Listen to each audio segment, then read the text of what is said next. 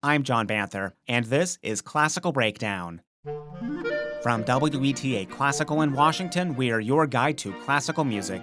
In this episode, I'm joined by WETA Classical's Evan Keely, and we're diving into the life and music of one of the most iconic American composers, Aaron Copland. We look at his early life and experiences, how the Great Depression affected his outlook, his rise to fame, and his intentional pursuit of an American sound. We also look at why he was questioned for hours in a Senate subcommittee hearing in 1953, and which American composers we can look towards today. The artist should feel himself buoyed up by his community. In other words, art and the life of art must mean something, in the deepest sense, to the everyday citizen. When that happens, America will have achieved a maturity to which every sincere artist will have contributed. That is a quote from Aaron Copland, and a quote and sentiment that I fully agree with, and one that we've unfortunately still not yet achieved, in part because, as we know, of our own failures over the last century. But I do see optimism on this front with a living composer that we'll mention towards the end. Now, Evan, I can't think of another composer who has really helped define the American sound with all the populist works he wrote with the American stories, legends, and folktales. Aaron Copland is a composer who is, throughout his life, really thinking about the role of music in public life, music as an expression of a national culture, a communal culture. And we have things like Billy the Kid, Rodeo, Appalachian Spring, Tenderland, and so on. These American stories are brought in. Plenty are left out, as we know, but he's not just writing music about pretty mountains. Now, before we jump into it, I think many might not know that there is another side to Copland that they may have not heard before. Did you know these works were written by Copland?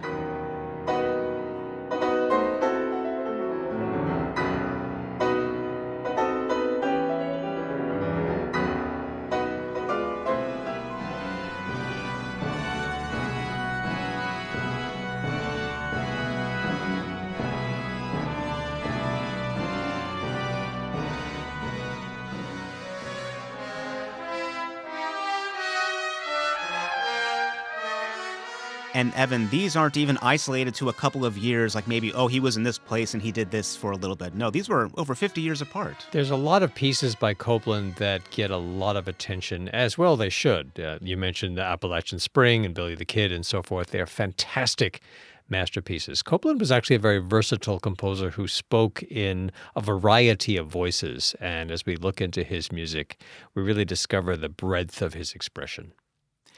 Let's go right to his birth. He was born in Brooklyn, New York, November 14th, 1900, the youngest of five. His mother, Sarah, taught the children to play piano, and it seems that young Aaron might have gotten his first lessons from his sister, Lorene, who was someone who also supported his career. Also reminds me of Mozart a little bit, taking lessons with his sister.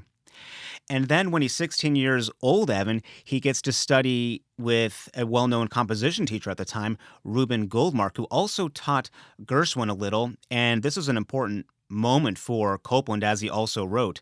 This was a stroke of luck for me. I was spared the floundering that so many musicians have suffered through incompetent teaching. And that's something we face, right? When you're in your late teens, early 20s, and you're studying with other teachers, you have to start undoing some of those bad habits. He really was exposed to just the right influences at just the right time early on. And he was also staying in New York studying with his teacher, so he was exposed to a bunch of music. Think the New York Symphony, as it was called at the time, Chicago, Philadelphia orchestras, Prokofiev. He even saw him. I mean, I can't even imagine that. This is New York City shortly after World War I. Pretty exciting time in American musical life. And it makes me wonder a little bit now as we enter, or we're really in the mid-20s now, what that means 100 years later. Maybe nothing, maybe something, but I find myself thinking about that as we get into these 20s.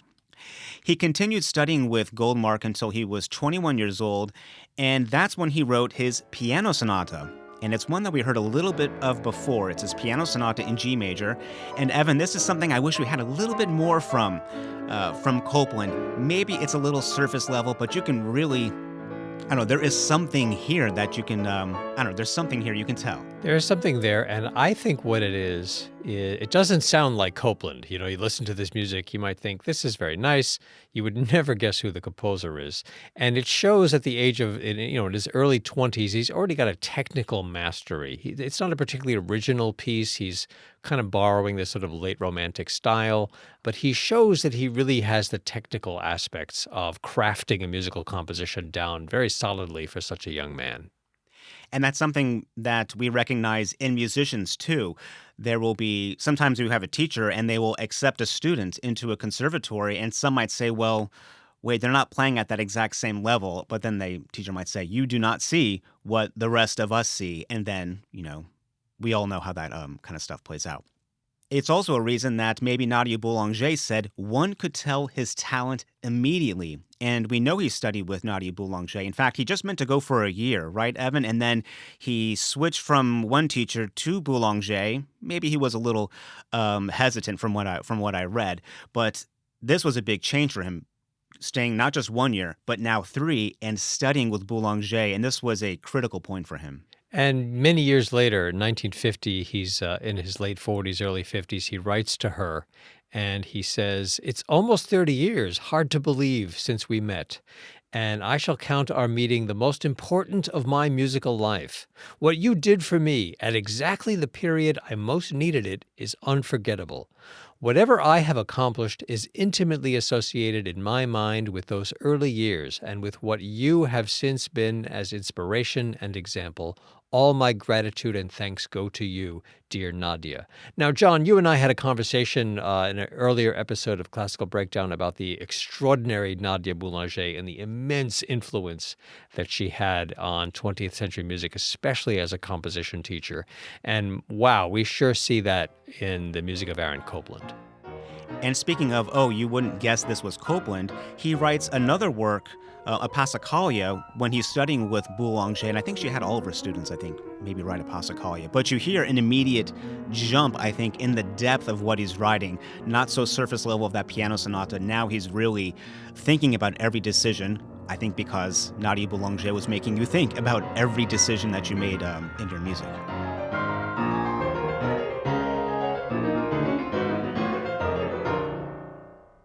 After 3 years in Paris, he comes back to New York. It's 1924, and he's 24 years old. But he has a little bit of a rough go at it. He has a hard time making money playing in a dance band. He moves back in with his sister, but then he's playing the piano trying to compose, and the neighbors are complaining, this is annoying, don't do this. He gets his own little private studio, fails to get any students at first, but thankfully, he made some connections at the right time, got his music in front of some people, and he got some support through a patron and then the Guggenheim Foundation, and that allowed him to survive for the next 3 years. Another work he wrote at this time, and one that's probably still unfamiliar but a little more familiar than maybe that Passacaglia, is that Symphony for Organ and Orchestra, and we heard a little bit of it earlier. It sounds like audiences, Evan, didn't quite know what to make of this at the premiere. And he later reorchestrated it without the organ and replaced that with brass, calling it a Symphony No. 1.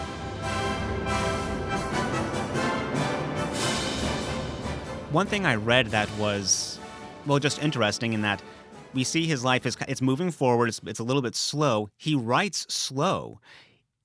I read that it could take him a year to finish a composition, especially something like that symphony, and then the pain of it maybe not premiering as you want and then having to rewrite it. It's a lot of work for a time in which he's not necessarily thriving.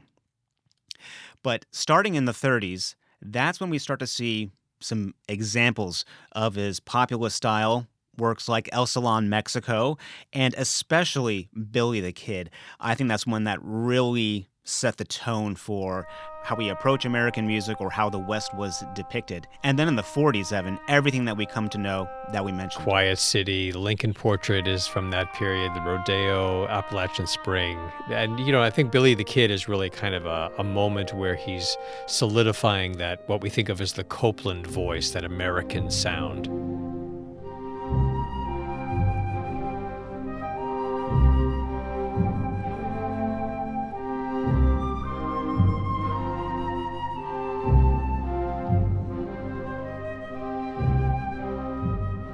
So our big question right now is, well, how did Copland write for the American audience? Why was this important, creating an American sound? And was it intentional on Copland's part?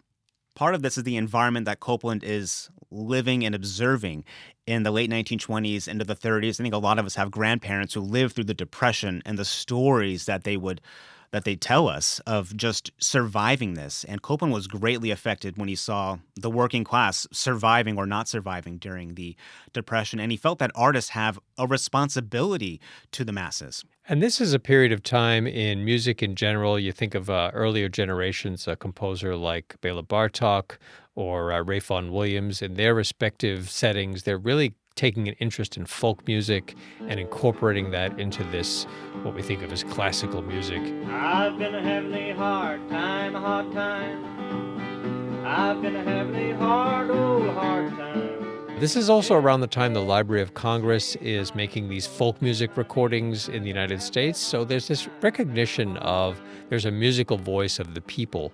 And Copland is really interested in this trend, and he's incorporating it into his compositions. That's important to remember, a good point, that this was a wider thing, too, in the early 20th century, this reaching back into folk music. We find these kind of simple folk-inspired melodies in his music, open intervals that you find on the guitar, the banjo. There's less emphasis on melodic development, and this was something that Copland was seeking out to create intentionally. We have two examples we can listen to real quick, Evan, that show this, I think. Here is a little bit of a folk song, a cowboy song, I think, called Great Granddad, and then a moment that follows in Billy the Kid. 21 boys and not one lad never got fresh with great granddad, for if they had, he'd have been right glad to tend their hat to the hickory gad.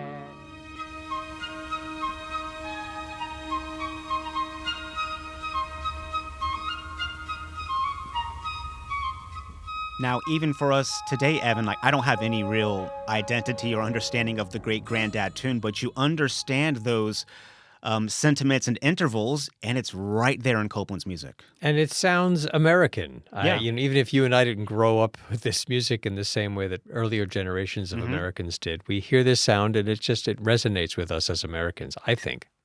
Here's another example. This is McLeod's Reel, and then a moment from Hoedown and Rodeo.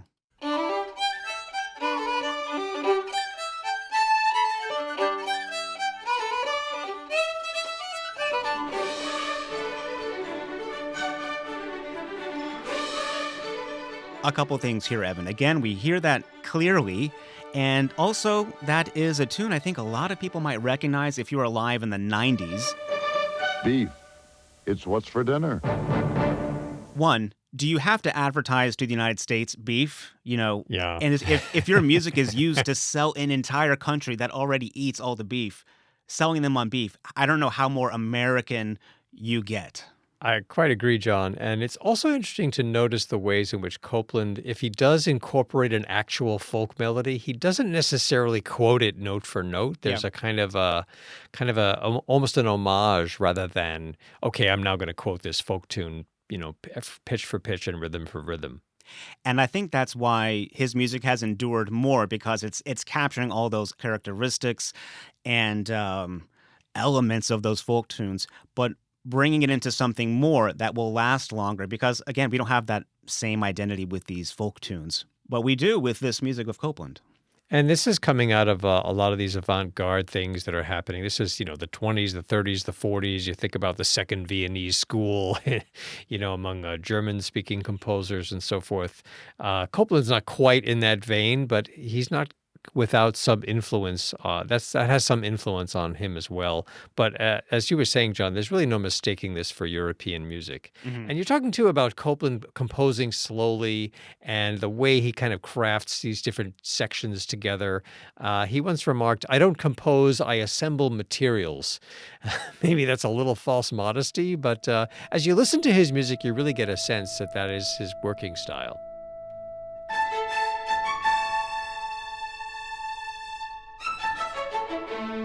A lot of transitions don't feel necessarily fully prepared, but are often quite abrupt. And that makes me think of, he's assembling these things together. Another point, and maybe I know someone's eye twitched when I said rodeo instead of rodeo. You hear rodeo everywhere, but I'm sorry, it's Copeland. Yeah. We have rodeos, not too far where I live. Yeah. I wouldn't call it let's go to the rodeo. Yeah.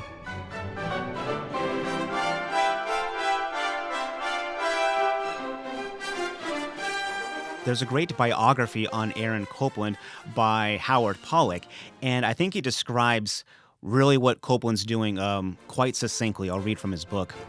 In discussing what made Copland's music recognizably American, critics typically mention the allusions to and quotations of American popular folk musics, the jazzy polyrhythms and irregular meters, the vigor and angularity of some melodies, the lean and bare textures, and the favorite extremes of closely knit harmonies and widely spaced sonorities, and the distinctively brittle piano writing and brassy percussive orchestrations. Two things that stick out there for me, Evan, are the vigor and angularity of some melodies. I think that's an important part of this American difference in the music, and you hear it in Copland, and then those widely spaced sonorities.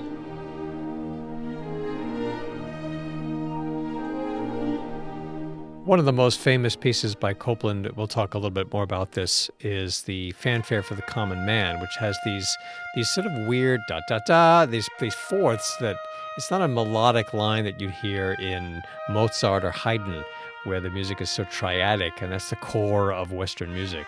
Copland's not completely divorced from that tradition, but he's also perfectly willing to write these melodies that kind of defy the norms, and yet they sound right, and they sound American somehow. And going back to Billy the Kid, we see these two things specifically. The Open Prairie is the first number in the ballet, and there's this very strong song-like melody that is introduced, and although it's song-like, it's also very angular. And then those widely spaced sonorities, they feel like those blocks just shifting underneath. Also heavy downbeats. Marching forward, I hear in his music. And the very first thing we hear in Billy the Kid is these parallel fifths. You have these woodwinds playing this little duet and this very angular melody, and they're playing in parallel fifths, which is in European music, that's like the great, no-no. Yeah. After the Middle Ages, just completely getting rid of this whole sound, and he just jumps right back into it, and it sounds right. It doesn't sound like, oh, this is wrong. My theory teacher will give me a bad grade on this exercise. So there's that sense of sort of defying old norms and creating something new that sounds whole, it sounds natural, it doesn't sound forced, it doesn't sound contrived, and it gives it that natural sound. We were talking about Howard Pollack, and he remarks about Copland's music. If there's a school of American composers, optimism is certainly its keynote. Now, I'm not 100% sure I agree with that in general about American composers, but certainly in Copland's music, there's that strain of optimism. We were talking about Fanfare for the Common Man and Billy the Kid and so forth. You definitely hear this sense of possibility, this openness, this sense of a world to be explored and embraced, and this naturalness and wholeness that really comes out in this music. Also in Billy the Kid, street in a frontier town also demonstrates his music is one, it has a drive. Sometimes it's a slow burn or headed towards one direction. And it's often singular and it's focused, a single idea that's being worked through rather than several ideas at once, like in that symphony we talked about a couple weeks ago. Piatrovich, yeah. Also, we can't forget about film scores with Aaron Copland. Absolutely. Of Mice and Men, Red Pony, Our Town, and some of these have been made into suites that are still on the still played on the concert stage. Absolutely. One thing that he did that I understand was a bit different at this time was Copland, when he was writing for film scores, he often used silence for intense or very intimate moments. I think he said he wanted to let the music acknowledge rather than dictate the emotion on screen. And you and I talked about Korngold a couple of episodes ago, who was a very successful film composer.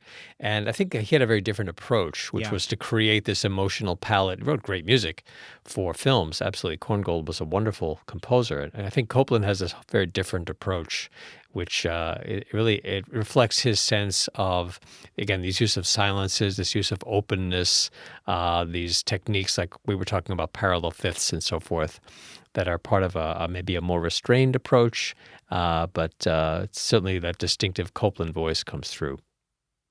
And here is something that Copland also does so well, I think, and that is writing for voice and piano. His songs, I think it took a while for American composers to really learn how to, or just whatever, figure out how to write art song in English, but Copland, I think, really did a great job.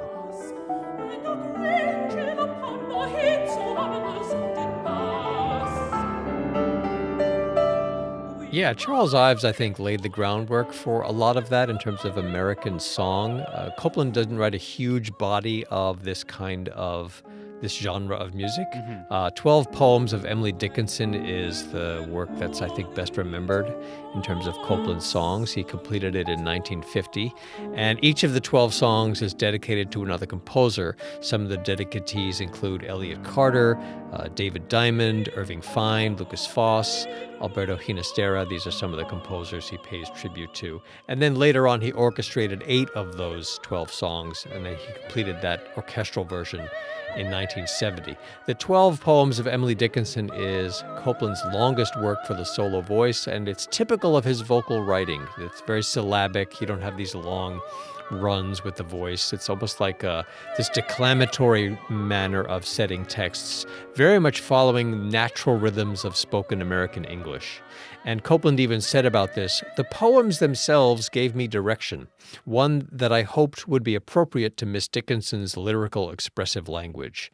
He was really involved in this too. He really immersed himself in this project. He read biographies about Emily Dickinson. Of course, he read a lot of her poetry. She was very prolific. He even went to her house in Amherst, Massachusetts. He's trying to get into her spirit and seeking insight into her genius. And we should also recognize that in 1950, when he completed this, the editions of Dickinson's poetry that were available to the public were heavily edited. And then years after that, people went back to her original texts. That's right. With, words had been changed in these earlier editions. They took out she had this very idiosyncratic use of punctuation, especially dashes. And this is not what Copland is working with. So if you know Emily Dickinson's poetry and you listen to this Copland song cycle, you may feel a little cheated. But that's what he had to work with. That's what everybody had to work with at that point. And unfortunately, initially, this song cycle was not well received. Critics panned it, so much so he wrote a letter to his good friend Leonard Bernstein. "The reviews were so bad that I decided I must have written a better cycle than I had realized." I love that. But of course, we now recognize this as some of the finest compositions in the American song literature, and they're a core component of the art song repertoire, especially in America, especially in English language singing. Again, the influence of Charles Ives is hard to miss. He wrote a lot of songs, but they have a decidedly Copland-esque sound. And I really hear them as, among other things, this American composer paying tribute in a very reverent way to a great American poet. Aaron Copland really showed that you can write beautiful art song in English, and I'm going to have to go back now and listen to some more Charles Ives, because I can't remember the last time I heard an Ives song. But in just the few songs that Copland wrote, he really cemented something. He also has an opera in English called The Tenderland, which he wrote in 1952. It was inspired by pictures taken by Walter Evans that appeared in the book Let Us Praise Now Famous Men by James Agee, which profiled American sharecroppers in the Great Depression, which Copland was empathetic towards. This seems important, Evan, this tragic, horrible time in history, and it's just 20 years later, and Copland is going back and writing music for it. That's like if we went back 20 years now, writing something about 9/11 victims or 9/11 first responders, for example. Yeah, it was a fresh in the national consciousness, and it's kind of this farm opera. It's taking these, this farming community. The central character is an 18-year-old woman who has just graduated high school. So it's a coming of age story, but it's set in this very particular cultural context, and the music really reflects that. Wasn't a great success initially. It's the only full-length opera that Copland wrote. Yeah. But it has endured. It still gets performed today. There's a particular number at the end of the first act, "The Promise of Living," and we often hear that in a concert setting. It's actually very moving, this musical tribute to this idea of living in that kind of a setting, and the hope and the possibility and the struggle that represents. And it's really quite a touching musical number. With hope and thanksgiving. And we will put a link on the show notes page at classicalbreakdown.org for that one. I hope there's a more modern commercial recording made at some point, because a lot of the recordings are it is of its time and place in the 1950s. Oh, gee willikers, mister. Yeah. And some of the delivery. Well, but it's worth listening to. Copland himself remarked about this. He said, "I wanted simple rhetoric and a musical style to match. The result was closer to musical comedy than grand opera. The music is very plain with a colloquial flavor. I think of the Tender Land as being related to the mood of Appalachian Spring. Both the ballet and the opera take place in rural America. Both make use of folk materials to evoke a particular landscape in a real way." So that's Copland's own remarks about the Tender Land, and as you listen to it, you really hear that's the effect that he's achieved. Now, this also ties into another aspect of Aaron Copland's life, in that he didn't marry and he never came out publicly. I mean, this was also the time of things like the Hays Code, but he was out as gay to people that were closer to him. He had a few long relationships, including one with Eric Johns, who wrote the libretto for The Tenderland. He also traveled publicly with these people. Yeah, Eric Johns is a long relationship, a complicated relationship. The two of them for many years had various permutations of their togetherness. Eric Johns did, as you said, John, write the libretto for The Tender Land. He was a dancer and a choreographer. So you have this creative partnership as well, and it gives you a sense of the kind of circles in which Copland moved. He was drawn to very creative people, and they to him, and the kinds of relationships that he had, which in that era, as you said, were not necessarily openly talked about. He and Leonard Bernstein were very close for many, many years, and other very famous people, famous choreographers and composers and conductors and musicians that were part of his life. And he had this real charisma, I think, personally, that really drew people to him. And, he also, you get a sense of him as someone who is comfortable with himself. And you certainly see that in the kinds of political situations that he found himself in. Yes, all this, it sounds like Copland was very open and understanding of other people. Yes, I think so. And we will get into why he was questioned in a McCarthy Senate subcommittee hearing right after this. Now, if you can imagine it, in the 1920s and the 1930s, just having jazz idioms or, black idioms in your music, that was enough to be labeled as a communist. Sure. There was definitely a racist overtone to a lot of the anti-communist fervor in the United States in this era.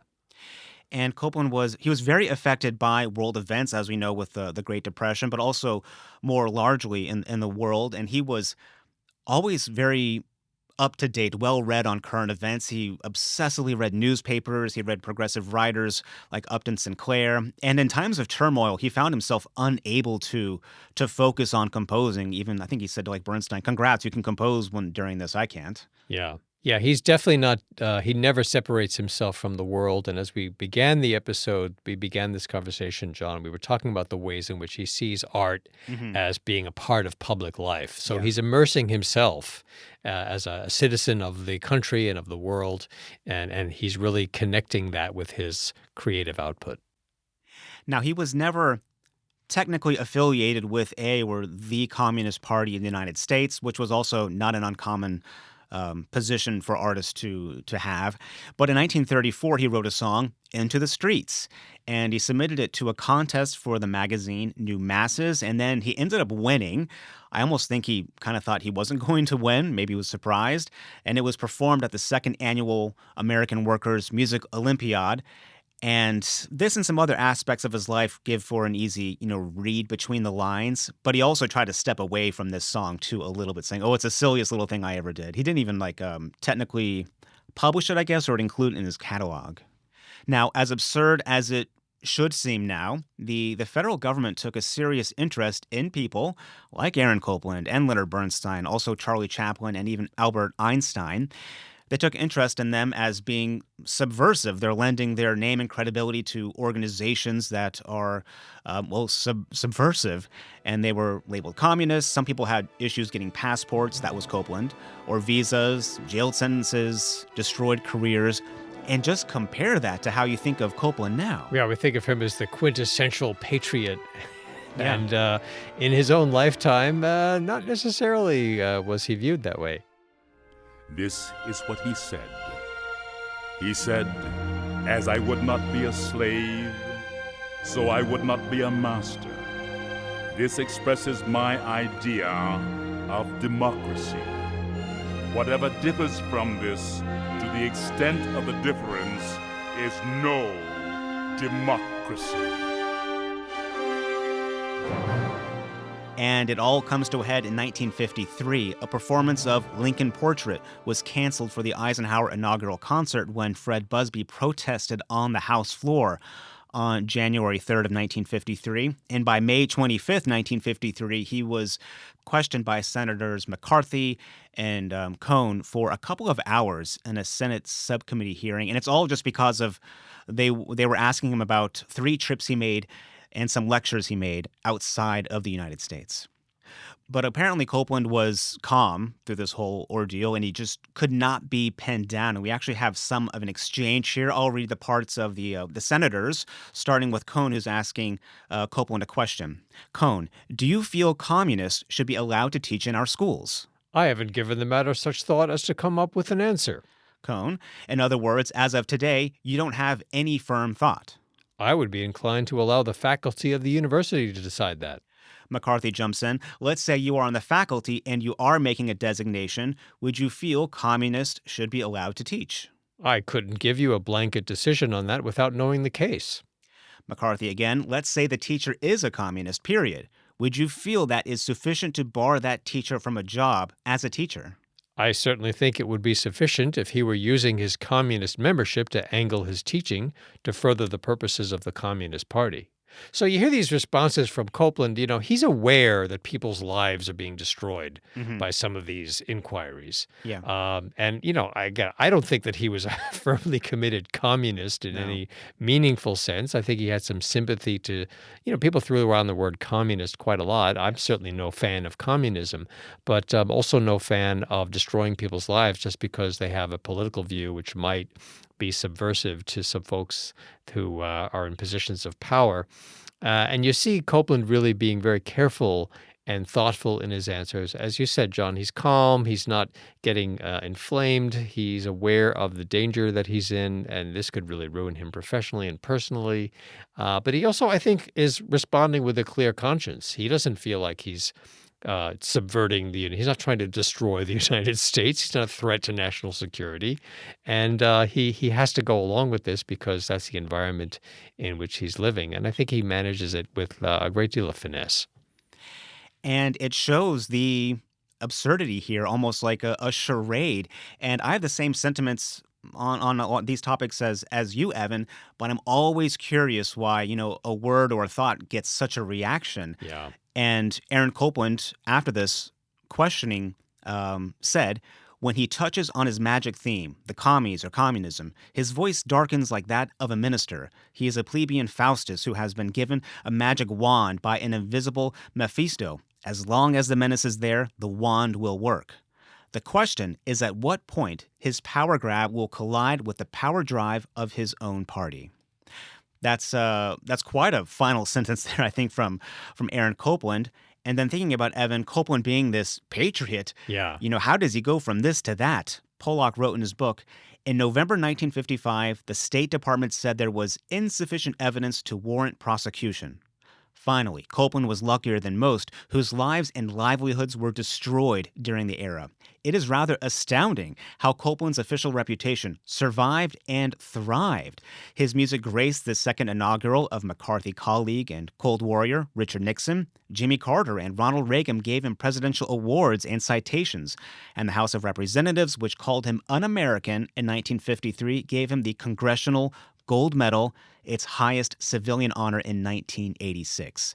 What a change in 30 years. Well, certainly there's changes in the country during that time, but it gives you a sense of a number of things, one of which is that Copland is able to navigate these crises with, I think he was pretty savvy. And he's also, unwilling to bend to you think about these comments he's making about McCarthy as this Faustian kind of evil wizard. So he's clearly in his conscience not willing to bend to these extremes, but at the same time, he's doing so, I think, because he's aware that, in fact, he's not a threat. He loves America, and he's expressing that love through his music and through his professional activity. And he endures, he stays on the path. And in the 1980s, as he's himself in his mid to late 80s, there's more and more of a national recognition. Like you said, the Congressional Gold Medal is awarded to him in 1986, and you really get a sense of his reputation has really been cemented at that point, as he's often called the Dean of American Composers. Again, that's a kind of an awkward thing to say about anybody, but there's no question that he really is a representation of, I think, the best of what America is in terms of the optimism, the hope, the possibility, and this sense of freedom that his music and his life express. Yeah, I'm moved by how compassionate he was and unwilling to bend to what he knew what was right as an artist. I mean, that hearing could have gone differently, and we may not have the same impression or popularity of his music now. Maybe it would only be rediscovered now if something worse had happened all those years ago. But in the 1960s, he stopped composing, and I actually like his honesty on this subject. He said it was exactly as if someone had simply turned off a faucet. I mean, I love that. He's just being honest. Some artists create until the very end, like Elliott Carter, like his music or not. I bet he's still composing. I bet he's a ghost somewhere writing music down somewhere. But for some, it's a natural end. For other writers, too, I think Donald Hall, poet, had the same thing. It just turned off. Yeah, just reached the point of conclusion, and he stops. So he conducts more, actually. He recorded all of his works for orchestra with himself conducting. Was he the best conductor of his music? That's a debate or whatever. But it's great that we do have him conducting. And then his health declines in the 70s and 80s, and on December 2nd, 1990, he passes away. And then his ashes were scattered at Tanglewood, the summer home of the Boston Symphony Orchestra. Now, Tanglewood is something that people might not know, but is so important, I think, when we look at his legacy, Evan, because Copland taught so many teachers, but he didn't teach at a conservatory at a university, did he? Right. He didn't have a kind of a formal teaching position, but he has an influence not only just because of the popularity and the success of his music, but he has these relationships with other composers. Very often he would just give 3 or 4 lessons. He didn't have long-term students like someone like Nadia Boulanger did. But even there, you see his influence stretching beyond just the concert hall. And Tanglewood, the summer home of the BSO, is one of the greatest musical places, really, musical festivals that happen. It is, if you ever get to go, you absolutely should try doing that. It's in Western Mass, in Lenox. But he's there, and students are flocking to him in these summers to get some lessons, and he has such a profound effect, not on just the composers, but also the musicians and the atmosphere at Tanglewood. I think the opening to Fanfare for the Common Man is carved in stone at Tanglewood. And, we were talking about The Tender Land, which had its first performance at City Center in Manhattan. And then the version that we hear today was one that he had revised for performance at Tanglewood. So there's this Copland music that's being performed there during his life. And as you said, John, his presence is really, he's in the rocks, he's in the grass, he's in the lakes and the trees of Tanglewood. You and I, John, both have a Tanglewood connection. We've both spent summers there.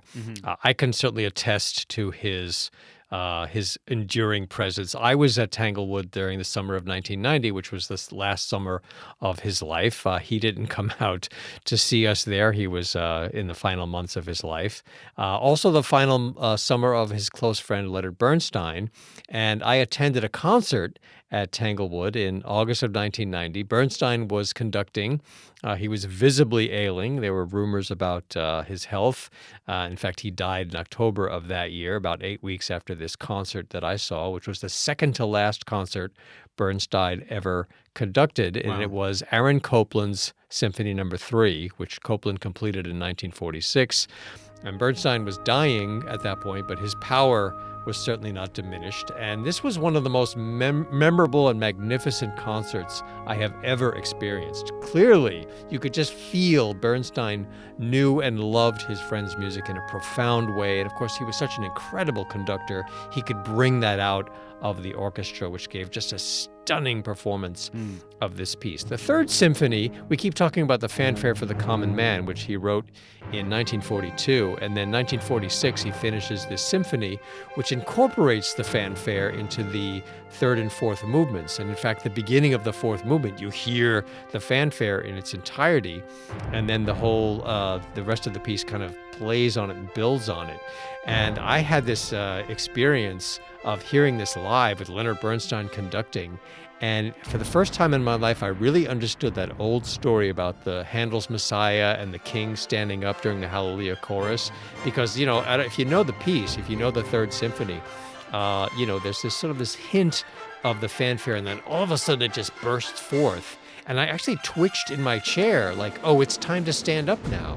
Yeah. And I had to restrain myself. No, we're actually not going to do that. But that sense of this affirmation of human dignity that's in that music. 1942, what's happening in the world? What's happening in Europe? What horrors are unfolding with the Nazis and the Japanese Empire in Asia? And Copland writes this music to affirm the dignity of the human person. It's a defiant no to fascism and to extremism of every kind. And then he creates this whole symphony around it. And I'm hearing this piece, Leonard Bernstein is conducting it, and that sense of Copland just permeating Tanglewood forever and ever. It was so is a visceral experience for me as a young man in 1990. Well, I'm very jealous that you got to be there in 1990. And it's funny, I'm 99.9% sure we had friends in common playing in that concert or even there. Oh, I'm sure. Well, you went to New England Conservatory. I went to Boston University. There's lots of connections that you and I could enjoy. And you also have a video of Bernstein, a video of that I can put on the show notes page, or maybe a link. Yes, we'll put that on the show notes page. I think that emerged many years later. This video got discovered, but it's so moving to see that. So, who is doing this today? Copland's mission of the artist should feel himself buoyed up by his community. In other words, art and the life of art must mean something in the deepest sense to the everyday citizen. And I don't mean who is exactly the next Copland per se, but along these lines, the first person that popped into my head, and someone else I asked about it too, was Carlos Simon. Yeah. Maybe we're a little biased. We're in his hometown, Washington, D.C. He's still the composer in residence at the Kennedy Center, so we're hearing his music pretty often and premieres too. But you look at his music, like Tales of Folklore Symphony, which has a striking depiction of John Henry. It is so much fun to listen to, and I'll put a link up on the show notes page too. Or his Requiem for the Enslaved, which brings together multiple styles of music in a tribute to the 272 men, women, and children that were sold in 1838 by Georgetown University. So he's telling the stories, he's telling the folk stories and legends of this country and the people that we've cast aside. And through all of it, what I hear in Simon's music is also the optimism. Yes. The sense of possibility and Yes. hope and never giving up, even despite the horrors and the injustices. Yeah. And again, Carlos Simon, I think, like Copland, is a composer who's very much rooted in a sense of music, composition, performance as elements of public life. And it's not just this pedantic lecture about, oh, this is how our society should be. It's really an artistic exploration of the challenges and the wrongs and the hurt, but also the incredible possibility. Yeah, I agree with you, John, that Carlos Simon is a wonderful composer who really embodies that spirit. Terence Blanchard is another one that I think of. Fire Shut Up in My Bones, the opera that he composed based on the memoir by Charles M. Blow, very American story about this young man growing up in Louisiana and going to college.